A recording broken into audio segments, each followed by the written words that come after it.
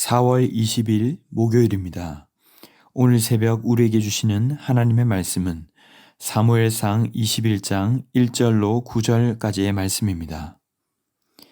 다윗이 노베 가서 제사장 아히멜렉에게 이르니 아히멜렉이 떨며 다윗을 영접하여 그에게 이르되 어찌하여 내가 홀로 있고 함께하는 자가 아무도 없느냐 하니 다윗이 제사장 아히멜렉에게 이르되 왕이 내게 이를 명령하고 이르시기를 내가 너를 보내는 것과 내게 명령한 일은 아무것도 사람에게 알리지 말라 하시기로 내가 나의 소년들을 이러이러한 곳으로 오라고 말하였나이다.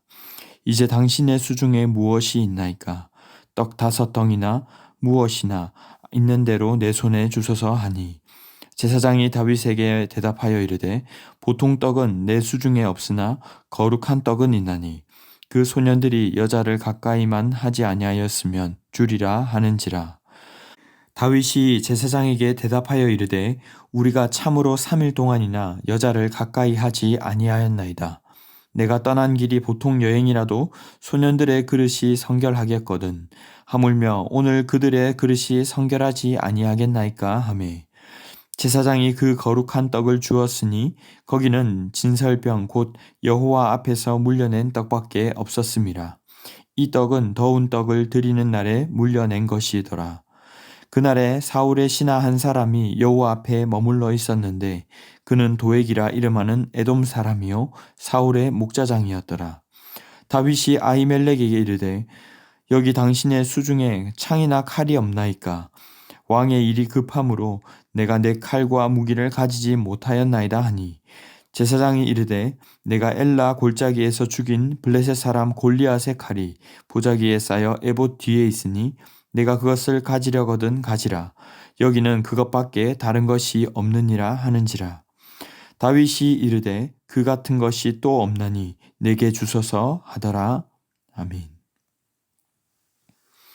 요나단은 자신마저 죽이려 하는 아버지 사울을 보고는 다윗에게 도망치라는 사인을 보내게 됩니다. 다윗과 요나단은 이별을 하며 인간적인 우정과 사랑을 넘어선 하나님 안에서 서로 울며 여호와의 이름으로 맹세를 했습니다. 결국 도망칠 수밖에 없게 된 다윗은 당시 종교의 중심지였던 놉 땅으로 갑니다. 그곳에서 대제사장이었던 아히멜렉을 만나게 되는데 아히멜렉은 사울의 사위이자 국민 영웅이었던 다윗을 반갑게 맞이합니다. 하지만 1절에 다윗이 도망친 줄 전혀 모르고 군사가 없이 오자 이상하게 생각한 아비멜렉은 묻습니다. 어찌하여 홀로 있고 함께하는 자가 없느냐? 아히멜렉은 사울 곁에서 섬기던 아히야 제사장의 형제이기도 했습니다.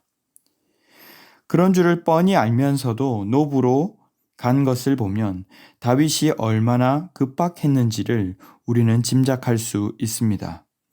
기브아에서 4km 정도 떨어진 놉 땅까지 그는 급히 올 수밖에 없었고 오자마자 허둥지둥 먹을 것을 요구하는 모습을 보면 다윗의 상황과 심경을 잘 짐작할 수 있습니다. 결국 다윗은 살아남기 위해 거짓말을 하게 됩니다. 자신이 왕의 비밀 특명을 받아왔고 나중에 내 소년들도 올 것이다 라고 말한 것이죠. 그리고 다윗은 일단 먹을 것을 달라고 요구합니다. 3절에 이제 당신의 수중에 무엇이 있나이까? 떡 5덩이나 무엇이나 있는 대로 내 손에 주소서. 여기에서 말한 떡 5덩이는 혼자 먹기에는 너무나도 많은 양입니다. 게다가 무엇이든 있는 대로 달라고 하는 표현 속에서 놉까지 그의 여정이 어떠했고 그가 얼마나 불안감과 배고픔에 허덕였는가를 알 수 있습니다. 하지만 보통 떡은 없었고 아히멜렉은 거룩한 떡, 즉 진설병만 있다고 말합니다. 레위기 24장 5절로 9절에 보면 본래 성소에서 꺼낸 떡은 제사장만이 먹을 수 있었습니다. 이것은 12지파를 상징하기도 하지만 하나님의 백성에게 여호와의 은혜와 임재를 상징하는 것이기도 했습니다. 율법대로라면 당연히 이것을 다윗에게 주는 것이 맞지 않겠지만 그는 여자를 가까이만 하지 않았다면 기꺼이 내어 주겠다고 말합니다. 8절에서 다윗은 내친김에 일이 급해서 그냥 나왔으니 창이나 칼이 있다면 달라고 요구하기도 합니다. 찬밥 더운 밥 가릴 것 없이 일단 있는 대로 달라고 하는 느낌입니다. 아히멜렉은 다윗이 죽인 골리앗의 칼을 내어주며 가져가라고 말하자 다윗은 떡을 받을 때처럼 또 허겁지겁 그와 같은 것이 없다라며 달라고 말하죠. 오늘 본문을 대하면서 그가 왜 이토록 다윗을 선대했을까 하는 생각을 해보게 됩니다.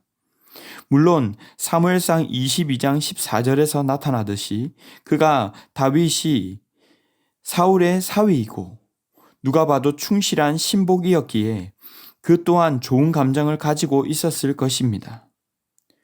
한편으로는 두려운 마음이 있었을지도 모릅니다. 하지만 누가 봐도 정황상 뭔가 어색한 평소의 다윗 같지 않은 모습 속에서 의심을 품을 법도 했을 텐데 거짓말하는 다윗에게 제사장이었던 그가 율법을 어겨가면서까지 이 제사장의 떡을 준 이유가 무엇인가 하는 것입니다.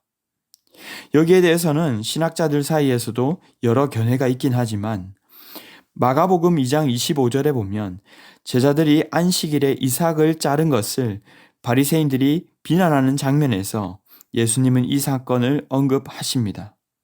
다윗이 자기와 및 함께한 자들이 먹을 것이 없어 시장할 때에 한 일을 읽지 못하였느냐. 그가 아비아달 대제사장 때에 하나님의 전에 들어가서 제사장 외에는 먹어서는 안 되는 진설병을 먹고 함께한 자들에게도 주지 아니하였느냐라며 안식일이 사람을 위하여 있고 사람이 안식일을 위하여 있는 것이 아니니 인자는 안식일의 주인이라고 말씀하십니다. 무슨 뜻입니까? 율법도 결국 사람을 살리기 위함이라는 뜻입니다. 다윗이 한 거짓말 자체는 정당화될 수 없고 아히멜렉 역시 제사장으로서는 하지 말아야 할 행동을 했지만 그리고 아히멜렉이 사실 어떤 동기로 다윗을 선대했는지도 정확히 알 수는 없지만 이보다 먼저 여기에서 가장 강하게 드러나는 부분은 바로 다윗을 돌보시고 살피시는 하나님의 주권적인 은혜입니다. 사울의 측근에서 명장으로 여겨지던 그가 한순간에 도망치고 쫓기는 신세가 되긴 했지만 그래서 정직했던 다윗이 살기 위해 거짓말도 하고 또 내일 본문에 보면 미친 척까지도 하게 되지만 그런 그에게도 여호와의 은혜 헤세드는 계속해서 비춰지고 보살피고 있다는 것입니다. 지난 주일도 나눴지만 말씀에 우리가 누군가에게 순종하고 선대하려 한다고 해서 반드시 화려하고 멋진 모습으로 나오는 것이 아닐 수 있습니다. 오늘 다윗처럼 허덕이고 힘들고 초라한 모습이 될 수도 있습니다. 하지만 그 속에서도 예상치 못한 손길을 통해 먹이고 입히시는 주님의 손길을 신뢰하며 포기하지 않고 낭망하지 않는 우리 모두가 될 수 있기를 바랍니다. 두 번째로는 오늘 아히멜렉이 정확한 어떤 의도로 속아서인지 아니면 다윗이 좋아서인지 정확히 알 수는 없지만 그런 도덕적 판단을 하기 이전에 어려운 자를 만나면 힘을 다해 섬기고 살리는 데에 힘쓸 수 있기를 바랍니다. 오늘 7절에는 도액이라고 하는 사울의 신하가 등장합니다. 에돔 족보에 속한 그는 결국 이 사실을 사울에게 고자질하여 수많은 피를 흘리게 만듭니다. 하지만 아히멜렉은 이유가 어쨌든 사람을 살리는 편에 섰다는 부분에서 둘은 대조를 이루고 있습니다. 어떤 사람이 어떻게 해서 무슨 잘못으로 이런 상황에 처했는가? 도덕적으로 판단하고 따지기 전에 먼저 위급한 어려움이 있는 분들이 있다면 그저 돕고 섬길 수 있기를 바랍니다. 말씀을 맺겠습니다. 우리는 주님의 은혜를 믿고 신뢰하고 있습니까? 요즘 뉴스를 보면 사기를 당하거나 여러 방치된 어려움 가운데에서 죽음에 이르는 분들의 기사를 종종 보게 됩니다. 그러나 다윗도 너무 많이 어려웠지만 그 가운데에도 하나님께서 베푸시는 은혜가 있음을 믿고 소망을 잃지 않았던 것처럼 우리 또한 그러하기를 원합니다. 또한 우리는 과연 어려움 가운데 있는 분들을 살리는 편에 있습니까? 아니면 혹 판단하고 두 번 죽이는 편에 서 있지는 않은지를 돌아볼 수 있기를 바랍니다. 그렇다면 어떤 상황에 있건 긍휼이 필요한 자에게는 그저 사랑하고 그저 섬기는 주님의 마음으로 섬기는 제자들이 다 되시기를 주님의 이름으로 축원합니다. 기도하겠습니다. 사랑의 주님 감사합니다. 값없이 베푸시는 사랑을 힘입어 오늘 이 자리에 있게 하심에 감사합니다.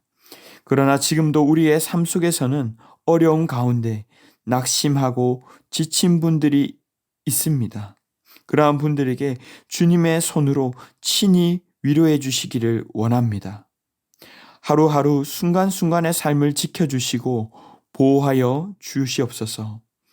또한 우리 주위의 어려움 가운데 있는 분들을 우리들도 돌아보게 하시고 재고 판단하기보다는 주님께서 우리에게 베푸셨던 것처럼 그저 사랑하고 섬기는 삶을 살아갈 수 있도록 인도하여 주시옵소서. 이 모든 말씀 존귀하신 예수님의 이름으로 기도하옵나이다. 아멘. 이 시간 함께 기도하실 때 주신 말씀을 붙들고 기도하시고 오늘은 무슬림을 위한 30일 기도의 마지막 날 30일째입니다. 마지막 날 무슬림 전체를 위해서 또한 기도하겠습니다. 무슬림들이 예수님의 꿈과 비전을 볼 수 있도록 이 기간이 끝난 뒤라도 계속해서 기도해 주시기 바랍니다. 오늘 책자에는 한 무슬림의 간증이 나와 있는데 복음을 나눌 기독교인들이 계속해서 늘어가게 하시고 무슬림에게도 복음을 듣고자 하는 마음이 생겨날 수 있도록 특별히 무슬림 배경에서 신자가 된 분들이 가족들을 전도할 수 있도록 기도해 주시기 바랍니다.